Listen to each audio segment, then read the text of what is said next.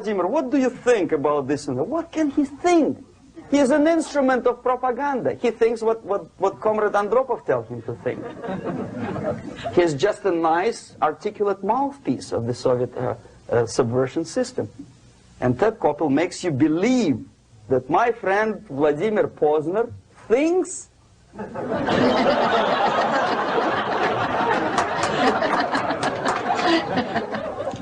the process of demoralization may not have started at all if at that point the country, which is a recipient of subversion, actively, not violently, but actively, prevents importation of foreign ideology. I don't want America to follow the pattern of ancient Japan. You don't have to shoot every foreigner when it approaches the sacred borders of the United States.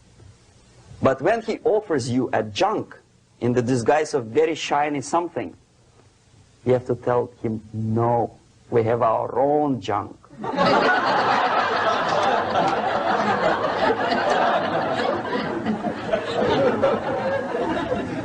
If at that point the society is strong, brave, and conscientious enough to stop importation of ideas which are foreign, then the whole chain of events could be prevented. Recently I've been to Philippines, and I was shocked how in big cities like Manila, children listen to deafening music. A melodious nation with long traditions of good, nice ethnic music, introduced by Spanish long time ago, maybe 2 centuries, 3 centuries ago, I don't remember how long. All of a sudden listen to musical garbage, blasting their radios at full blast, at full volume. Why?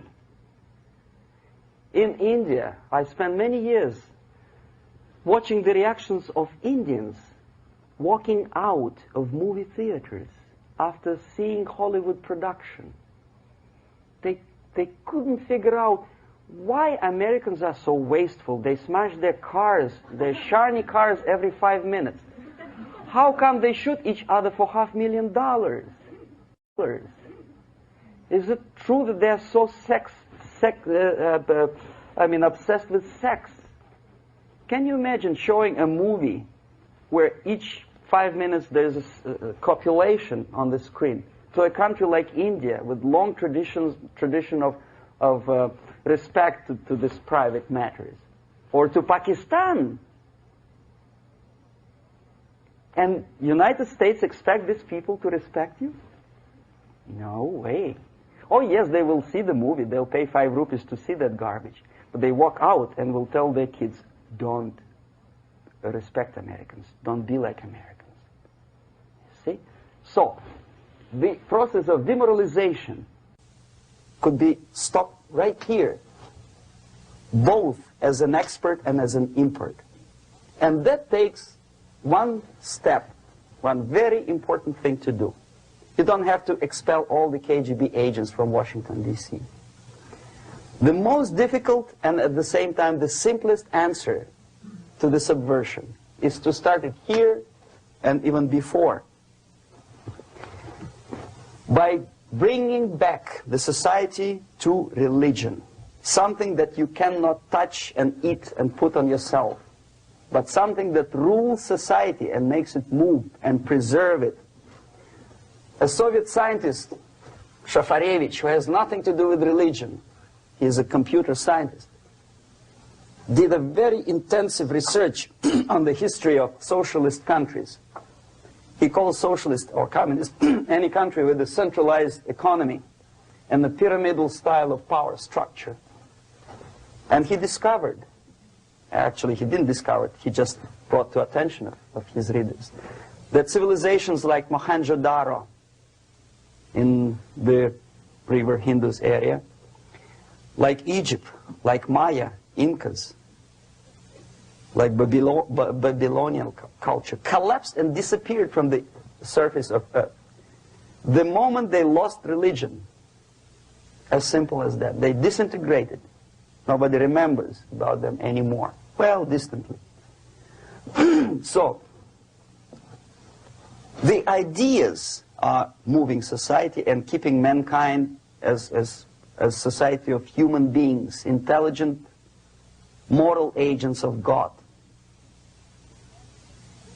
The facts, the truth, the exact knowledge may not.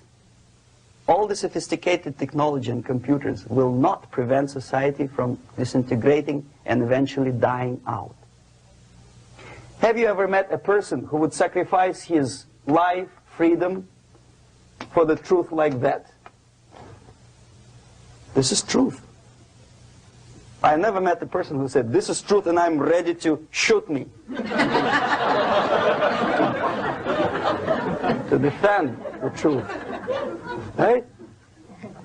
But millions sacrifice their life, freedom, comfort, everything for things like God. Like Jesus Christ. It's an honor. Some martyrs in the Soviet concentration camp died. And they died in peace. Unlike those who shouted, "Long live Stalin," knowing perfectly well that he may not live long. Something which is not material moves society and helps it to survive. And the other way around. The moment we turn into 2 by 2 is 4 and make it a guiding principle of our life, our existence, we die. Even though this is true, and this we cannot prove. We only can feel and have faith in it. So the answer to ideological subversion, strangely enough, is very simple. You don't have to shoot people, you don't have to aim missiles and Pershings and cruise missiles at Andropov's headquarters. You simply have to have faith and prevent subversion. In other words, not to be a victim of subversion. Don't try to be a person who in judo is trying to smash your enemy and being caught by your hand. Don't strike like that. Strike with the power of your spirit and moral superiority. If you don't have that power, it's high time to develop it. And that's the only answer. That's it. Thank you.